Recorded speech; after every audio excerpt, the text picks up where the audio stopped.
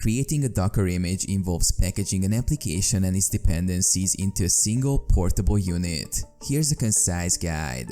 Install Docker. First, ensure Docker is installed on your system. You can download it from the official Docker website.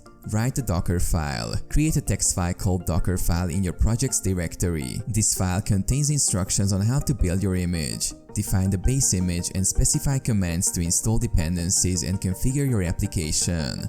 Build the image. Open a terminal, navigate to your project's directory and run the docker build command, specifying a tag for your image. For example, the following command builds an image tagged as myapp with version 1.0 using the current directory as the build context. Check images. Confirm that your image is built by running docker images. You should see your newly created image in the list. Run a container. Test your image by running a container from it with the docker run command. For instance, the following command starts a container using your image. Push to a registry. To share your image with others, push it to a Docker registry like Docker Hub or a private registry. Use Docker Push to upload your image.